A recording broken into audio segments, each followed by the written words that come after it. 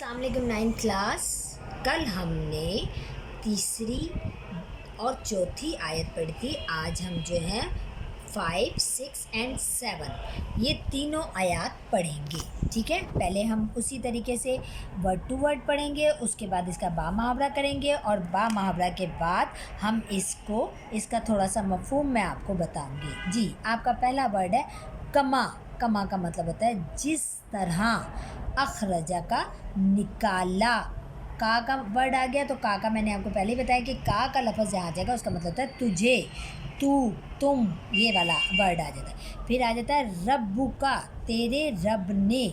من سے، بیتی کا، تیرے گھر سے. بالحق، حق کے ساتھ. اور انا، بے شک. فریقن، ایک جماعت. من سے، مؤمنین، مومنوں کی، مومنوں میں سے.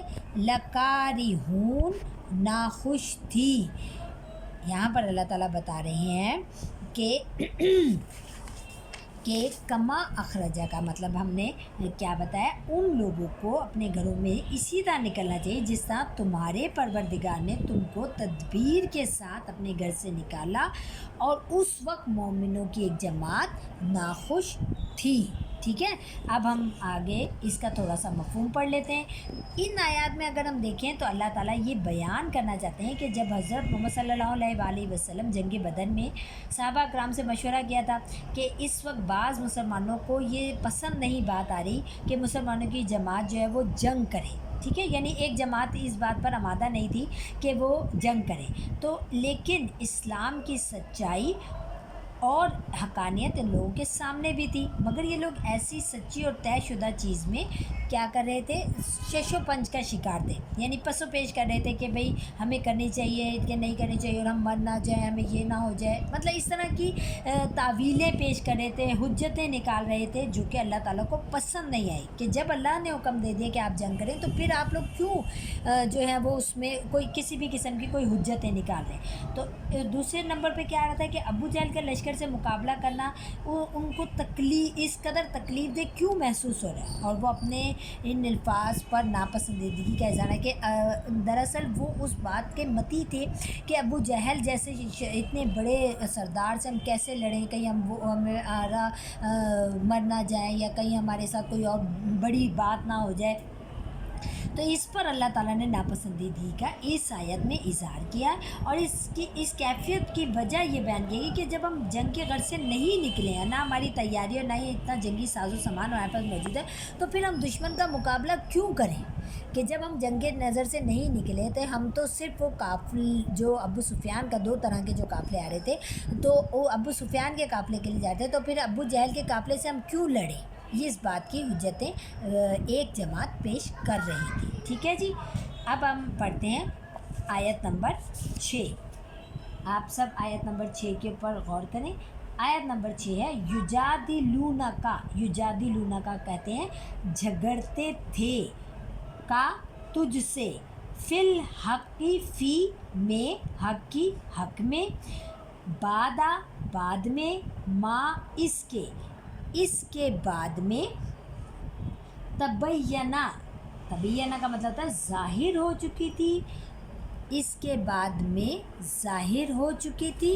ٹھیک ہے بیٹے، آپ کو سمجھ آپ نے ساتھ ساتھ فنگر رکھنے تاکہ آپ کو اس بات کا سمجھ آ سکے کہ لکھا ہوا کیا ہے. کانما کا مطلب ہوتا ہے گویا کہ وہ یساقونا دھکیلے جا رہے ہیں، الموتی موت کی طرف. اور ہم وہ ینظرون دیکھ رہے ہیں، اور وہ دیکھ رہے ہیں. ٹھیک ہے، وہ لوگ حق میں، یہاں پر یہ بیان کیا جا رہا ہے. اب ہم اس کا رواں ترجمہ پڑھ لیتے ہیں. وہ لوگ حق میں اس کے ظاہر ہوئے پیچھے تم سے جھگڑنے لگے، گویا موت کی طرف دھکیلے جاتے ہوں اور اسے وہ دیکھ رہے ہوں. اس آیت کریمہ میں اگر ہم دیکھیں تو وہ یہ بات ثابت کرنا چاہ رہے ہیں ہیں کہ جب صحابہ کرام سے جنگ کے حوالے سے جب حضور صلی اللہ علیہ وسلم نے مشورہ کیا تو ان میں سے بعض نے جواب دیا کہ میں تو اپنی کمزوری ہے مجھے اور میں بیمار ہوں یا میں پس ہمتی ہوں کا اظہار کیا، جس کی وجہ سے حضور صلی اللہ علیہ وسلم سے وہ بحث کرنا شروع ہو گئے تھے، لاجکس دینے لگ گئے تھے۔ تو پھر وہ اللہ تعالیٰ نے اس چیز کو ناپسندیدگی کی، اور اس کے علاوہ وہ اس طرح ناپسندیدگی کا اپنے سامنے اظہار کرتے جیسے وہ موت کو اپنی آنکھوں کے سامنے دیکھ رہے ہیں، یعنی انہیں یہ نظر آ رہا تھا لوگوں کو، وہ اس طرح شو کر رہے تھے کہ جیسے ہمیں تو آپ ہمیں زبردستی ایک قسم کا خودکشی کی طرف دھکیل رہے ہیں، کہ ہمیں زبردستی جو ہے وہ موت کی طرف دھکیل رہے ہیں۔ اور اگرچہ یہ کوئی نافرمانی نہیں تھی، کیونکہ حضور صلی اللہ علیہ وسلم نے رائے لی تھی، جب کسی سے رائے حکم نہیں جاری کیا تھا بلکہ ایک مشورہ ہو رہا تھا، رائے ہو رہی تھی، تو آپ نے اللہ تعالیٰ نے اس رائے کے اوپر بھی، یعنی حضور صلی اللہ علیہ وسلم کے رائے لینے پر بھی آبجیکشن کو ناپسند فرمایا، اور اسی وجہ سے اللہ تعالیٰ نے یہاں پر اپنی ناراضگی کو شو کرتے ہوئے یہ آیات اتاری تھی۔ ٹھیک ہے، اب آ جاتے ہیں آیت نمبر 7۔ آیت نمبر 6 تک آپ سب کو اچھی طریقے سے سمجھ آ جانا چاہیے۔ آپ نے ان آیات کو اچھی طریقے سے پڑھنا بھی ہے تاکہ آپ کو بار بار یہ سمجھ آ جائے۔ وا اور از، جب یعیدکم اللہ، وعدہ کرتا ہے اللہ تعالیٰ، احدی الطائفتین، اور جب اللہ تعالیٰ تم سے وعدہ کرتا ہے گروہوں کا، انہا اس میں لکم تمہارے لیے، وا اور تودونا مسخر ہو جاتا ہے یا پھر جاتا ہے، انا بے شک غیرہ ذات شوکتی اصل یا شان و شوکت کے بغیر، تکونا ہو جائے، ٹھیک ہے، تکونا ہو جائے، لکم تمہارے لیے، وا اور یریدو چاہتا ہے، اللہ تعالیٰ چاہتا ہے، اللہ تعالیٰ چاہتا ہے، ان کے یوحق الحق کا مطلب ہوتا ہے سچا ثابت کرے۔ کس کو سچا ثابت کرے؟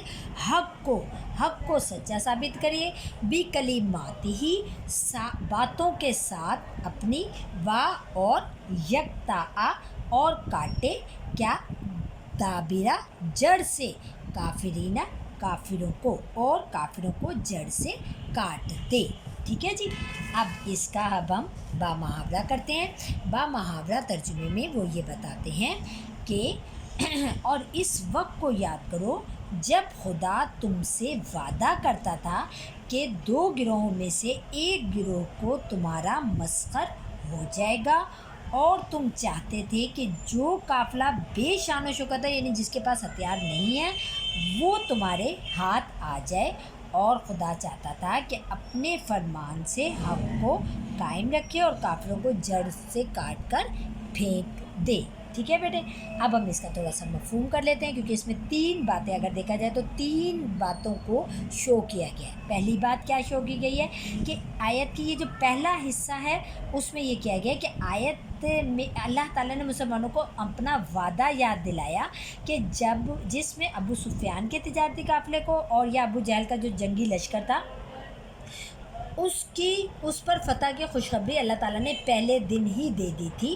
تو اسی لیے مسلمانوں کو اس بات پر توکل کرنا چاہیے کہ جب ہمارے اللہ نے ہمیں پہلے ہی فتح کی خوشخبری دے دی ہے تو ہمیں اس بات کی فکر نہیں کرنی چاہیے۔ دوسری بات یہ کہ بنیادی طور پر اگر دیکھا جائے تو مسلمان ابو سفیان کے تجارتی قافلے کو پکڑنا چاہتے تھے، بیسیکلی قبضہ کرنا چاہتے تھے، اسی لیے وہ مدینہ منورہ سے گئے، مگر ابو سفیان کو ادھر خبر ہو جاتی ہے اور وہ اس قافلے کا رخ کیا کرتا ہے، بدل دیتا ہے، اور اصل راستے سے جانے کے بجائے فرار کا راستہ اختیار کر لیتا ہے۔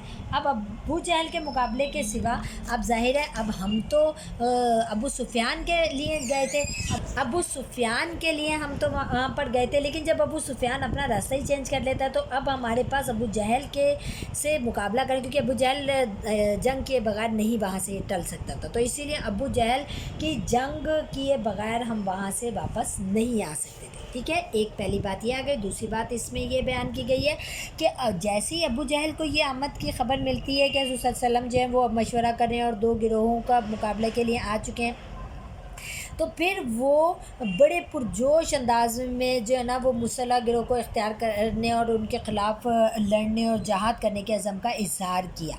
اس کے لیے ہر قسم کے اب یہاں پر جو صحابہ ایسے صحابہ جو کہ مخلص تھے انہوں نے بڑے پرجوش انداز میں مسلح گروہ کا مطلب انہوں نے یہ کہا کہ ہمیں اس سے کوئی فرق نہیں پڑتا کہ ابو جہل کے پاس کتنا ساز و سامان ہے یا کتنا اسلحہ موجود ہے یا ہمیں کیا قربانی دینی پڑے گی، ہمیں اپنی جان قربانی، ہمیں اس بات سے کوئی فرق نہیں پڑتا ہے.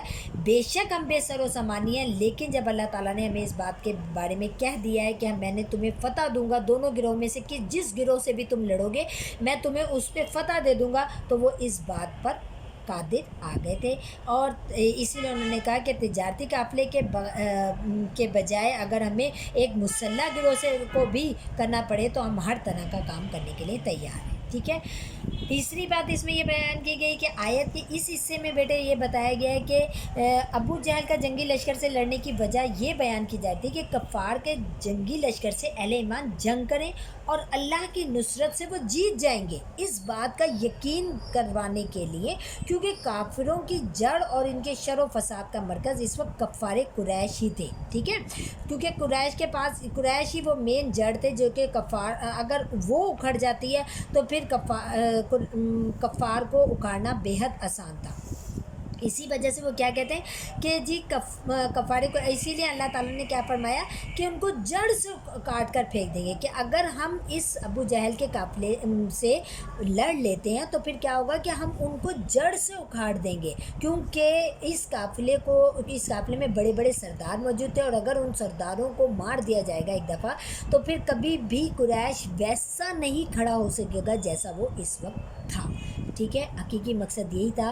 اللہ تعالیٰ نے اسی لیے ہمیں اس جنگ پر آمادہ کیا تھا کہ ہم نے کفار کو جڑ سے اکھاڑنا تھا. ٹھیک ہے.